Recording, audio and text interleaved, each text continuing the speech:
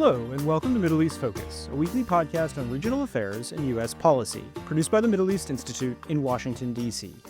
I'm Alistair Taylor, MEI's editor-in-chief. And I'm Matthew Czekaj, managing editor at MEI. For decades, Lebanon failed to assert key roles and responsibilities of a functional state, among them maintaining a monopoly on violence and securing national borders. But the election of a new president and government in January, as well as Israel's decimation of Hizballah, have raised hopes that the Lebanese state can finally disarm the militant proxies on its soil and fully reclaim its sovereignty. Meant to assist in this endeavor is the 47-year-old UN International Peacekeeping Force, UNIFIL, whose mandate is again up for reauthorization at the end of this month. Has UNIFIL been able to properly carry out its mission? How successful has the Lebanese government been at demilitarizing Hezbollah? And what does all of this mean for the future of Lebanon and the wider region? To discuss these issues and more, we're joined by MEI Senior Fellow Fadi Nicolas Nassar. Nick is also an assistant professor of political science and international affairs at the Lebanese American University, where he is also the director of the Institute for Social Justice and Conflict Resolution. Our listeners can subscribe to Middle East Focus on Spotify, Apple Podcasts, and other podcast providers. And please also do check out MEI's other podcasts as well, Rethinking Democracy, hosted by Ganul Toll, and Taking the Edge Off the Middle East with Brian Katulis. Nick, welcome to Middle East Focus. It's great to have you back on the program.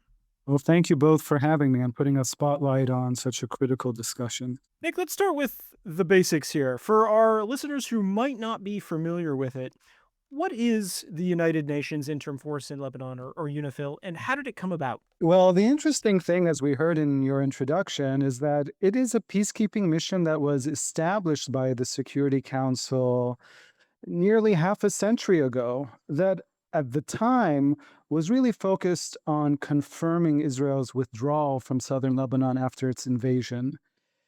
But it got a significant overhaul in 2006 following the Israel-Hezbollah war under Security Council Resolution 1701, a resolution we still hear about to this day.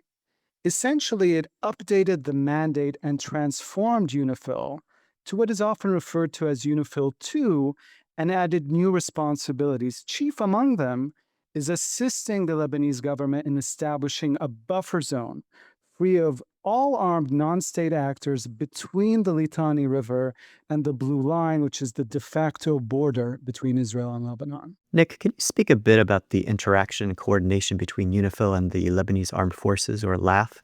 How does that help to implement the terms of the November 2024 ceasefire between Israel and Hezbollah, and what role is UNIFIL playing in the disarmament of Hezbollah forces in southern Lebanon? Let's start with the first aspect of your question, which is, what has UNIFIL really been doing regarding the November ceasefire? And I think from their perspective, one of their biggest arguments, and we saw this reflected in the Secretary General's report, is that they've played an important role helping ensure a smooth transition. And I think that's been one of their most important roles regarding the ceasefire.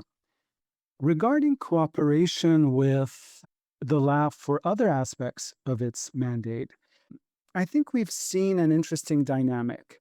And UNIFIL is committed to its survival. And it is very much aware of the conversations in Washington of either gutting its budget or ending the mission entirely. And it has been trying to signal that it's shifted a difference in posture. And it's at least in terms of rhetoric, made clear that it can conduct these patrols without prior authorization of the Lebanese government. In practice, however, we've seen a very interesting dynamic take place in which essentially UNIFIL informs the government of its patrols that it's about to conduct. Local residents are aware of these patrols in advance. They surround, as we've seen in recent attacks against UNIFIL soldiers, they surround these missions, which result in the Lebanese army sort of finding itself having to come in, de-escalate matters. And it results in UNIFIL not adequately carrying out these missions. Much of the critique that has emerged from this is a sense of posturing from the LAF and UNIFIL, that it's changing its posture when in reality it's not doing that. I almost wonder if there's a silver lining here where if the laugh keeps coming in to effectively protect UNIFIL, is that a sign that the Lebanese military, the Lebanese state is finally reasserting some level of sovereignty? I would have said yes if we saw these perpetrators held accountable. But what we do see the LAF doing is playing the role of mediator, as I said. It is de escalating tensions, but it results in these patrols not carrying out their ultimate objectives, right? And this is the core problem of mindset that I want to stress. We see a peacekeeping force that is still unwilling to directly take on Hezbollah. We also see, and this is a deepening question in Lebanon, despite the rhetoric, still a modus operandi that relies on some degree of coordination and at least consent with Hezbollah for compliance. And I don't think that is very convincing for a new administration in Washington. So, Nick, in terms of its performance, is UNIFIL able to effectively carry out its mission? I mean, how would you evaluate its effectiveness over the past 47 years? It's worth pausing to consider how the question is typically framed. Is UNIFIL, as you put it, able to carry out its mission? The deeper question, I argue, is whether it's willing to do so. Arguments about UNIFIL's ineffectiveness usually center on 2 points: that it lacks a sufficiently robust mandate, or that it's under-resourced for the scale of the task. These are the very issues that are being discussed or preparing to be discussed in New York as diplomats debate how to reshape the mission's future. Now, what has consistently undermined the mission is its unwillingness to take the risks necessary to implement its mandate. That's a problem of mindset. Let's start with the mandate. UNIFIL's challenges are often blamed on its Chapter 6 mandate and supposed dependence on cooperation with the Lebanese authorities and the Lebanese armed forces, or the army. But this is a crucial misunderstanding. Although UNIFIL's mandate is officially under Chapter 6, Resolution 1701 uses language traditionally reserved for Chapter 7 missions.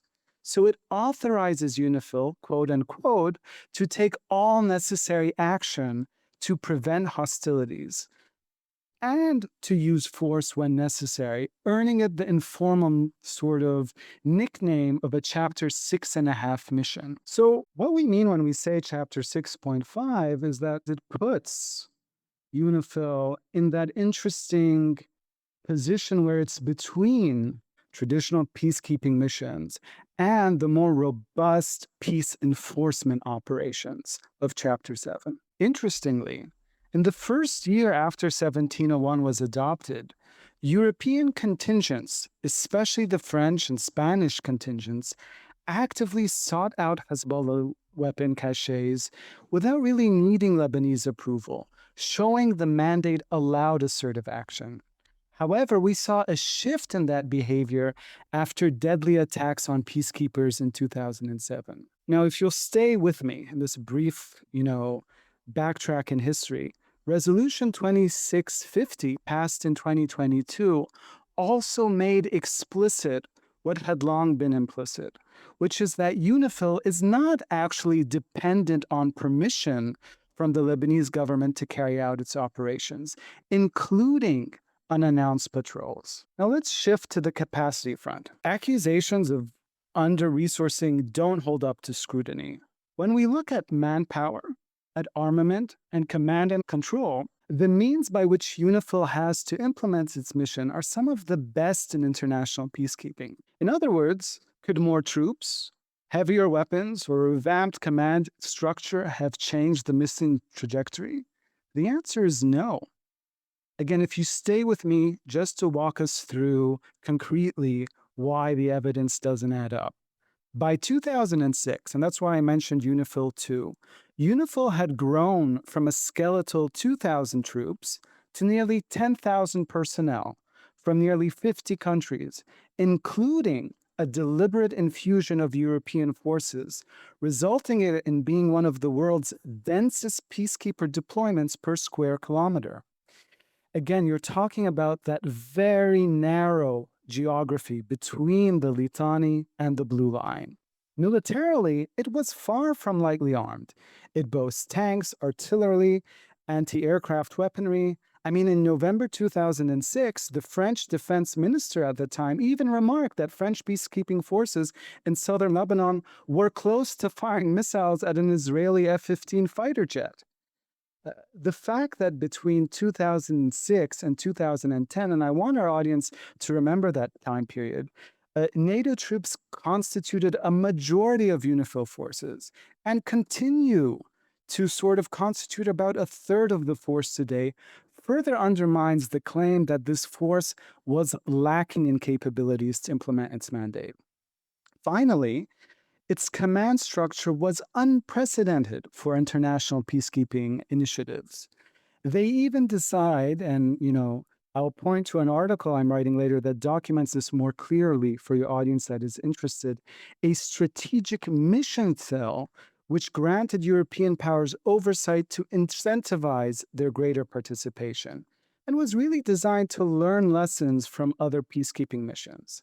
Where I'm going with all this, in all these areas pertaining to the means by which UNIFIL has to implement its mandate, namely the size of its force, its armament, and its command and control structure, it's really unclear how UNIFIL could have been more capable, at least when compared to similar peacekeeping missions in much larger geographic zones.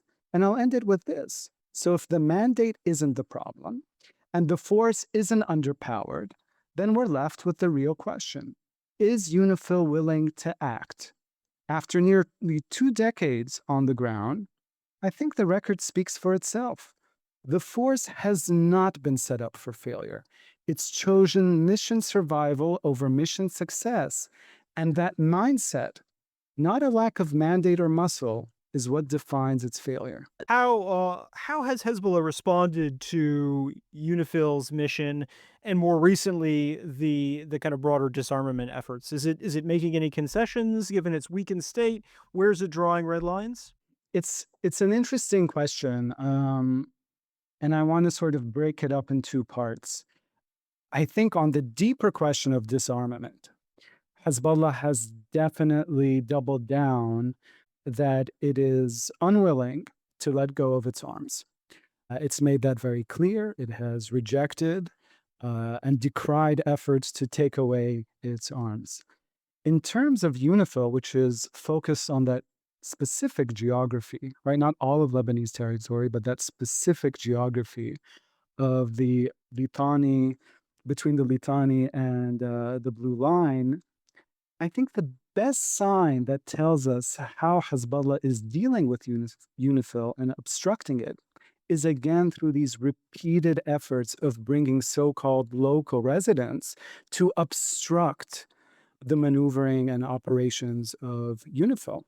And from their end, they've been very effective at curbing UNIFIL's behavior in that regard. Taking a step back, I want to ask about the broader dynamic between Israel and Hezbollah around the ceasefire and the issue of Hezbollah's weapons south of the Litani River. Isn't there an inherent tension between how Israel is acting as a sort of security guarantor and carrying out strikes on the group's weapons caches, and the fact that its actions could also be seen as supporting Hezbollah's justification for why it still needs to retain its arms? How do you assess that dynamic? So your question brings to light several important factors. The first one being, I wouldn't say Israel is a security guarantor, more a de facto enforcer of the November ceasefire agreement, including with the US-led supervising sort of committee and infrastructure that is in place. And I think these elements have made it a de facto enforcer, as opposed to UNIFIL, that should have played that role.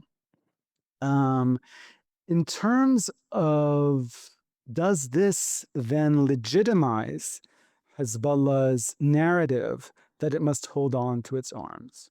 You're right in pointing out that certainly Hezbollah has leveraged this to feed its propaganda, that it must stick to its arms. It's also capitalized on civil violence in Syria and the mass atrocities that have taken place in Syria to legitimize that its weapons are needed to safeguard its community, to protect its community. But what I worry here is spending too much time on a group that has, for decades, come up with every excuse, every reason to legitimize its narrative. And I don't think that should be the focus of UNIFIL. It shouldn't be the focus of Washington, because Hezbollah will always find grounds to build a narrative on why it needs its arms. That doesn't mean, right, that Israel holding on to these five so-called strategic hills is a benefit. I do think Israel has already demonstrated escalatory dominance. It has achieved its major military objectives in Lebanon. And holding on to these sort of hilltops ultimately undermines the credibility of the Lebanese state. So that's more the angle that I would play on how it undermines the credibility of the Lebanese state. It's been around 6 months now since the new president and government have taken power in Lebanon. They've obviously come in with a lot of hopes and many promises.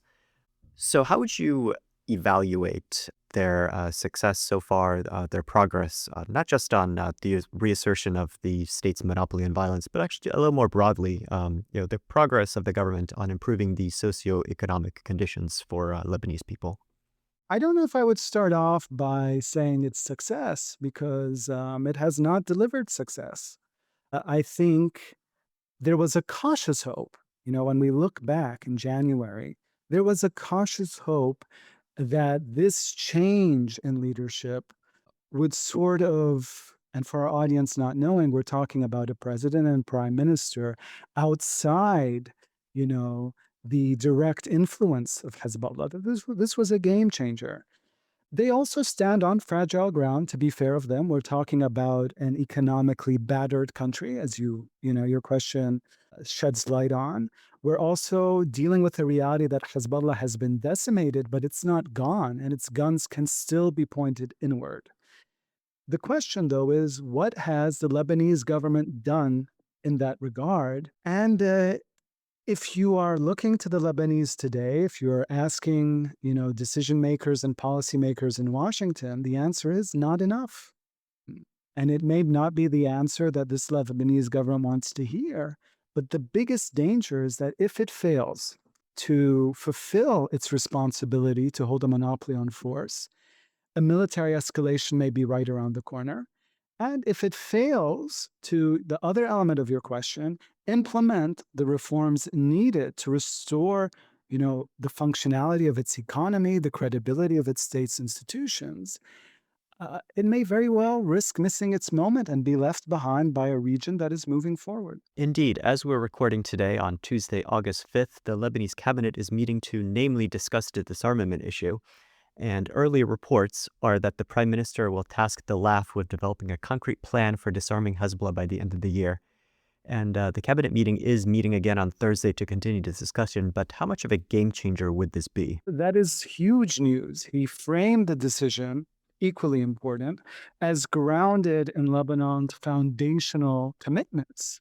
The Ta'if Accord, which calls for the disarmament of all militias, the ministerial statement, which affirms the state's exclusive authority over the use of force, the president's oath of office, which again reflects the unity at the highest level, and the November ceasefire, which we have to recall makes this not just a local responsibility, but a matter of international responsibility, Lebanon's responsibility to the international community.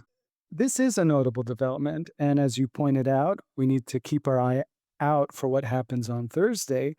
But it does reflect the sort of initiative that Lebanon needed to take to restore legitimacy at home and abroad, that it was committed to being a state. Certainly, the commitment to a timeline and a clear implementation mechanism led by the army will be well received in Washington.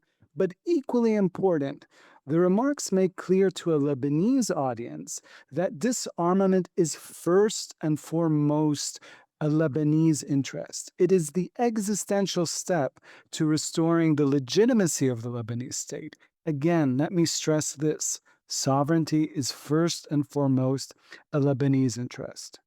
Still, I just want to sort of caution our audience. We need to monitor this closely. Discussions will continue, as you pointed out, on Thursday.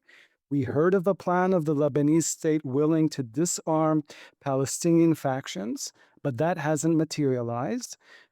That shouldn't take away from how big of a development this is, but it also points to the opportunity for Washington to play here to support Lebanon in taking this big step and deterring any sort of efforts to destabilize this new leadership and this new decision by the cabinet.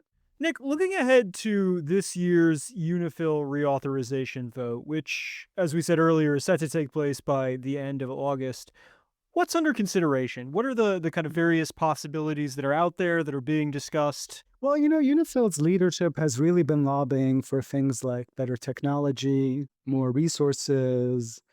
Maybe there's been some discussion about better clarity about how the November ceasefire agreement can feed into, its new responsibilities. The other angle, right, that we're hearing from critics of UNIFIL is gut it. Either, block and just not renew this peacekeeping force, or reduce it in size so significantly that it makes it irrelevant.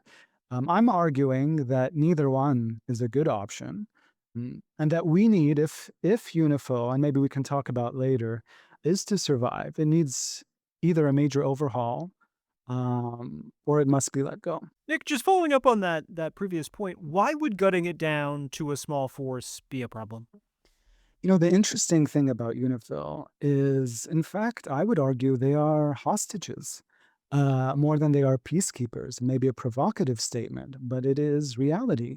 And that's what we saw after repeated targeted attacks against UNIFIL, especially attacks against its European contingents. The type of targets that Hezbollah can extract and leverage political concessions from influential European powers, but still maintain some degree of formal deniability. And that's exactly been how Hezbollah has leveraged assassinations and attacks in the past. And so keeping a very small peacekeeping force that is under resourced, that's weak, that's just there, right, represents the perfect sort of target for Hezbollah. And if you're going to go that route, you should just cut it altogether. So, what changes would you like to see? If you had, say, 10 minutes with decision makers at the UN in New York or their bosses, what would you tell them ahead of the reauthorization vote? Well, I'm tempted to say, read my upcoming article. But here's the preview. The only time UNIFIL came close to working right was shortly after 1701. And that's because it felt different. Every stakeholder saw it as a break from the old UNIFIL. That shift mattered. It changed behavior. But it was soon lost after the 2007 attacks against peacekeepers.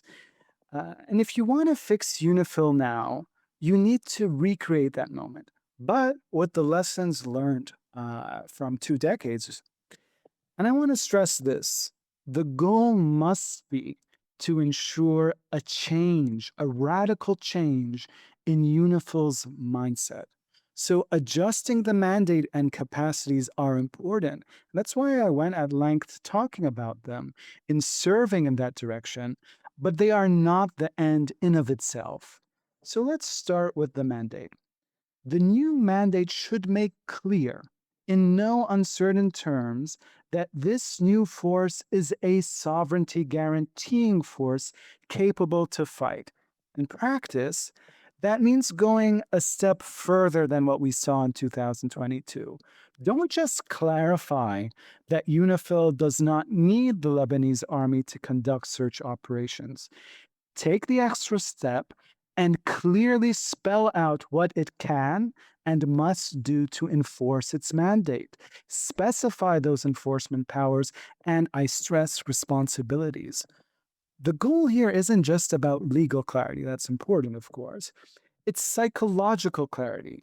Everyone involved, Hizballah, the IDF, the Lebanese government, Washington, must understand that this is not the old UNIFIL. This is a fundamentally transformed force with a new role, new posture, and new rules of engagement. Then comes a change in composition. Go back to what worked. NATO heavy contingents like we had between 2006 and 2010. And that presence brings professionalism, credibility, and will encourage a shift in momentum. And if you allow me to just add a few more seconds, to really ensure a fundamental shift in mindset, which is the key, match that with a complete overhaul in leadership, one that's visibly committed to the success of its mission, including taking on the risks needed to implement its mandate. Again, every stakeholder on the ground, Hezbollah, the IDF, the Lebanese state, needs to feel that this is a new UNIFIL. Something fundamentally has changed. And if you're not prepared to do all that, you do more harm by staying. 40 years is enough time to say, just go home. So we've covered a lot of ground. We went deep into the weeds on many of these issues, but I wanted to take us kind of above the canopy, look at the big picture. Strategically, what's at stake for Lebanon, the wider region, when it comes to what we've been talking about in this episode, whether it's the success of the Lebanese government to reassert sovereignty, whether it's the mandate for UNIFIL, whether it's Hezbollah and its ability to regain its previous position and strength inside of Lebanon. You know, whether we're talking about UNIFIL, whether we're talking about how the Lebanese state commits to exerting its full authority over all its territory, including the disarmament of Hezbollah and other armed groups, where I see the biggest takeaway is that the old playbook of how we think about policy towards Lebanon since 2006 has radically shifted. So we cannot revert, and this is my worry, if we continue with the same approach, whether it's to UNIFIL, how we approach the LAF, how we approach the Lebanese government, is that we need to think completely different with different policy solutions. And we can no longer pursue half measures that pretend that, and to borrow the language that was used about the situation in South Lebanon, that this is a threat to international peace and security. And it needs an equally robust and serious, committed effort to ensure that the Lebanese state does succeed in its effort without, all these horrible scenarios that I don't think anyone wants to see of an internal collapse. But at the same time, right, that we need to start thinking creatively about a new policy toolkit with how we reach that goal. Look, what we've seen already begin to develop with what we heard from the Prime Minister, and I do want to sort of keep an eye on that. We will continue to hear what will happen on Thursday, but already the development that the Lebanese cabinet is tasking the Lebanese army to really develop this mechanism, this plan, and to commit to that timeline by the end of the year for Hezbollah's disarmament signals that the Lebanese government has heard what Washington, what the Lebanese themselves, what the regional partners have been telling them since January, that the status quo is untenable. And it's demonstrating the sort of initiative that is needed to shake up that playbook, that half measures won't work. Again, this only strengthens the opportunity for New York, when the council meets, to change the playbook about what UNIFIL can do and play a constructive role in supporting the Lebanese army, supporting the Lebanese state in a serious way to finish the momentous task at hand. So, Nick, before we conclude, bringing things back around to Washington, that's where we're recording. What is the United States' role here? Where would you like to see its position on both UNIFIL, but also more broadly on further support for Lebanon and the LAF? It's an interesting question. And I think for me, what Washington can do, well, first of all, regarding UNIFIL, is make very clear that UNIFIL must be transformed radically. And again, with this emphasis on a shift in mindset, or it will go home. It must make that plainly clear. And I think Washington is uniquely positioned with the leverage to do it. And I think one creative way is that it could get the Lebanese state to buy into that project because the Lebanese state is in an extremely difficult position, right? It's caught in this hard place where it needs to show that it's willing to take the initiative and do something different, reassure the international community, especially the United States, that it is committed to restoring its legitimacy. When we say disarming Hizballah, this is not about Israel's security interests. This is ultimately about the Lebanese state reclaiming its legitimacy as a sovereign state. It needs to do that. It needs to do something differently. And one way it can demonstrate that initiative is by inviting and pushing for a radically different force. Well, that's a good place to conclude because unfortunately that's all the time we have for this week. But Nick, thank you so much for joining us on the program today and to our listeners for tuning in. Finally, a big thanks to our production team for all of their work on this week's episode. To find MEI's latest coverage of Lebanon and the wider Levant, please visit our website at www.mei.edu. You can also follow MEI on X, Instagram, Facebook, YouTube, and LinkedIn, and subscribe to our email newsletters for the latest analysis and information about upcoming events. I'm Alistair Taylor. And I'm Matthew Czekaj. We hope you'll listen in again next week.